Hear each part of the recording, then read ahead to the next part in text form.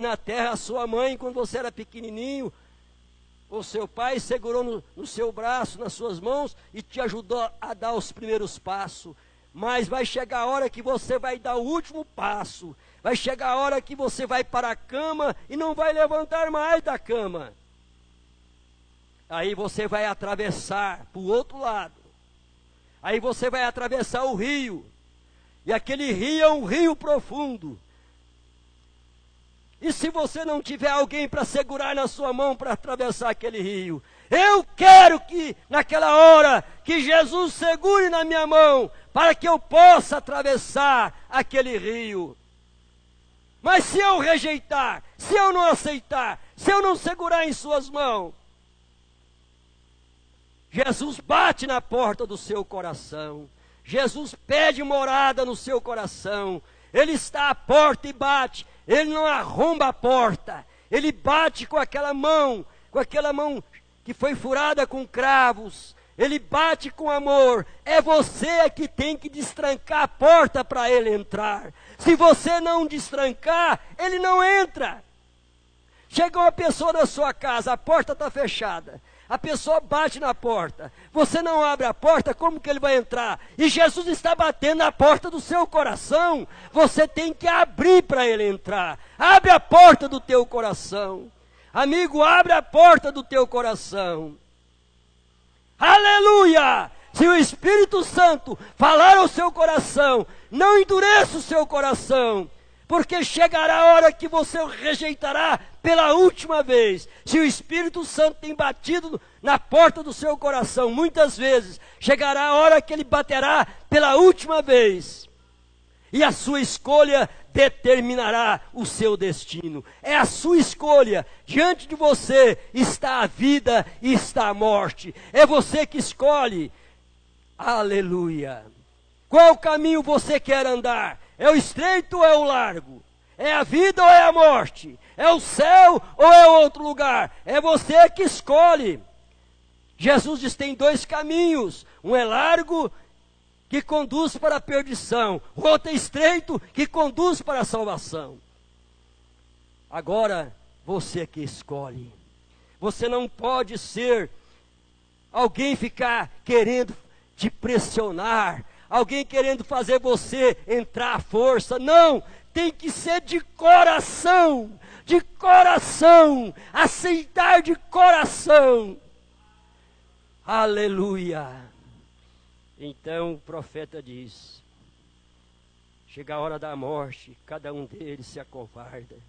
Eu já ouvi homens falarem, vangloriarem de grandes coisas, mas quando chega a hora da morte, cada um recua. Como Bob Ingersoll, o grande famoso pagão, quando ele tirou seu relógio e mostrou para a sua gente, diz: se Deus existe, eu morrerei em 1 minuto da batida deste relógio. Ele não cria em Deus. Ele falou: se Deus existe, então eu vou morrer daqui 1 minuto da batida desse relógio. Se Deus existe. Então depois que o minuto passou, ele não morreu. Ele soltou um grande deu uma grande risada. Falou: olha, está vendo? Deus não existe. Eu falei, se Deus existe, daqui 1 minuto eu vou morrer. Ele não morreu. Ele soltou uma gargalhada e falou e disse: veja você, não existe tal coisa como Deus. Mas quando aquilo foi apenas para cumprir as Escrituras. Aquilo diz que as Escrituras diz que escarnecedores viriam nos últimos dias e nós estamos com eles. Então ele diz: agora veja, não existe essa coisa de Deus. Tem muita gente que fala: não existe profeta. Não existe profeta. Não existe maior incredulidade. Tem 3 classes de crente, meu irmão. 3 classes de crente, diz o profeta. Incrédulo não é a pessoa que fuma, bebe. Tem muitos religiosos incrédulo, mas incrédulo absurdo mesmo. Pode esfregar a Bíblia no nariz deles que eles não creem. Quando a Bíblia diz que Deus ia enviar um profeta para nós, está escrito na Bíblia, você mostra para ele, ele é incrédulo, ele é um crente incrédulo, porque esses três classes de crente, o crente verdadeiro, o crente incrédulo e o crente manufaturado, são crentes, boas pessoas, mas incrédulo até. Incrédulo, crente incrédulo, boas pessoas, ótimas pessoas, mas são incrédulos. Qual que eram os mais incrédulos? Eram os religiosos. Maria Madalena era uma pecadora, a samaritana era pecadora, mas quando Jesus falou com elas, elas aceitaram, elas creram. Aí uma pessoa, fulano é pecador, ele bebe, ele fuma, ele joga. Irmão, quem é que Jesus salvou? Quem é que precisa de médico? É os doentes.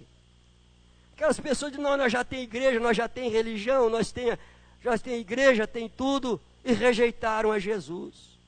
Agora, esse escarnecedor aqui, ele diz, não existe essa coisa de Deus.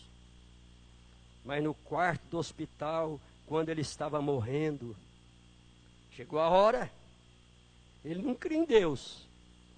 Mas aí ele foi para o hospital e estava morrendo, onde muitos haviam se ajuntado para ver o que aconteceria. Ele gritou, ó Deus, tem misericórdia de mim na hora da morte. Ó Deus, tem misericórdia de mim, de minha alma. Meu pai foi amigo pessoal, ou melhor, amigo íntimo de um famoso pagão. E ele diz, não existe tal coisa como Deus. Ele amaldiçoava os próprios pensamentos de Deus. Sua esposa enganchava a carroça e ia para a igreja. Ele saía e arava seu milho no domingo e tudo mais, apenas para mostrar que não havia tal coisa como Deus. A esposa ia para a igreja e ele ia arar o chão, como diz o profeta, para mostrar que não havia tal coisa como Deus. Eu lembro daquele homem, que a mulher dele, tudo que a mulher dele ia fazer, ela falava assim, se Deus quiser, eu faço isso. Se Deus quiser, eu faço isso. Ô meu esposo, se Deus quiser, eu faço isso. E ele era implicado. Mas que nada, mulher, que nada. Tudo que você vai falar na sua vida, você fala, se Deus quiser, Deus quiser. Ai, tudo que a gente tem que fazer, tem que falar se Deus quiser. E um dia ele foi buscar lenha no mato, levou uma mula, levou o machado, foi cortar lenha. Ele estava cortando lenha, colocando ali na mula, né? Descarregava lenha na... Aí estava cortando um pau lá e as abelhas deu em cima dele, frechou em cima dele. E ele correu para o lado da mula e a mula meteu o pé nele, deu coice nele,